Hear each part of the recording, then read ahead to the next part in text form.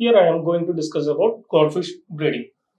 The breeding habit of goldfish is egg scatters. That means they lay their eggs ununiformly. That means they are scattering their eggs on water body. So they are called egg scatters.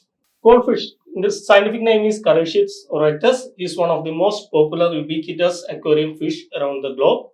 It was first domesticated in China more than 1000 years ago and it comes under the family Cyprinidae.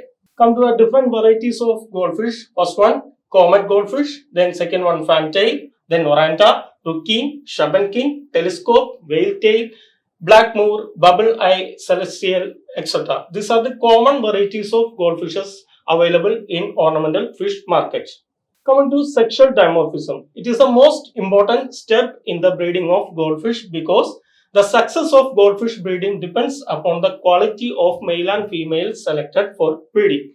Coming to the characteristics of males, they have thinner body with streamlined body, and in case of female, they are thicker body with round body shape. In case of males, there will be a chance of occurrence of pin-sized tubercles, that is known as white pimples or tubercles on the pectoral fins and gill covers, while in case of females, there is no tubercles occurs in the pectoral fin or in the gill covers.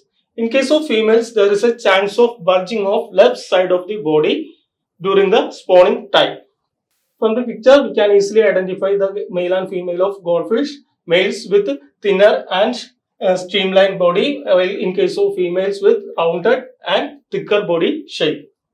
Coming to the brood fish selection. The success of goldfish breeding or any other ornamental fish breeding is mainly depends upon the quality of brood fish we are selected for breeding. The quality includes they should be bright, alert, sturdy and strong with a smooth outline. In case of goldfish, we have to select one female and two males for the breeding purpose.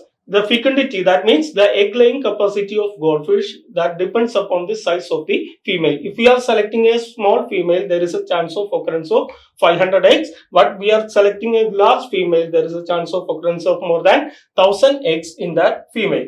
Then water quality. Another important parameter that we have to consider in goldfish breeding is water quality, because the goldfishes are cold water fishes. They prefer mainly a temperature of 20 to 22 degrees centigrade for the breeding purpose. But we can induce breeding in goldfish by suddenly changing the temperature up to 5 degrees centigrade within the interval of 4 to 5 hours period.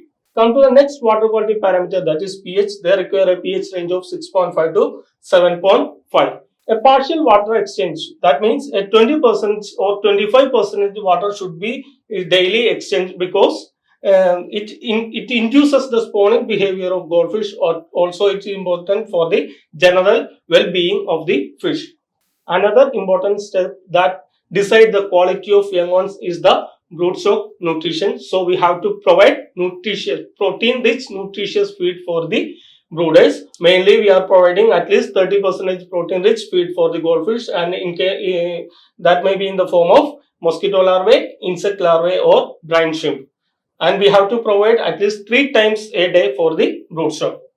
Next one, tank requirements. As earlier said, goldfishes are egg scatters. They scatter their eggs in the water body. So we have to provide suitable nesting materials for the egg collection. Suitable nesting materials are live plants. Example for live plants is Hadilla, then coconut shell and spawning moofs for the egg collection.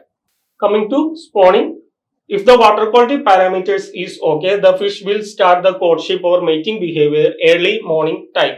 The males will focus on the female and chase them vigorously. Courtship begins with the chasing of the males, followed by the egg laying of females on the water column. At the same time, the male will spray the milk around the eggs for the fertilization purpose. Once the egg laying process is complete, both the male and female swim on the surface of the water body. The female would look thinner, spent and inactive. At that time, we can able to see mustard seed size eggs on the nesting material that we have provided. Then it is the time to remove both the parents, otherwise it will eat away the old eggs that will present on the spawning material. Next one, hatching. It takes nearly 3 days for the goldfish eggs to hatch. For the development process involved, for within the 24 hours, the unfertilized eggs will become white. Then within the 48 hours, we have able to see the eyes on the eggs, and if we observe close enough, you will see the baby heart beating. In third day, that means within 72 hours, they will completely hatch out from the egg, but sting on the material that we are provided as nesting material, and they will not move from the material. This is a picture of goldfish eggs that laid without providing any nesting materials. Larval feeding. Next important process in the goldfish breeding is the larval rearing of the young ones. After the 7th day, on the 7th day, they start free swimming. On that stage, we have to provide suitable live feed for the young ones. The suitable live feed is Artemia nauplius, so we have to provide them at least 5 times a day.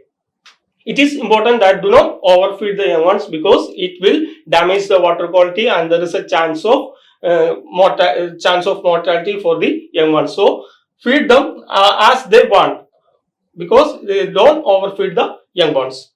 These are the pictures of goldfish young ones. After hatching, they will start free swimming on the 7th day. Within 2 weeks or 3 weeks, they will reach the size of about 1 centimeter size. Then after 1 month or 3 months, they will reach the size of about 3 centimeter size.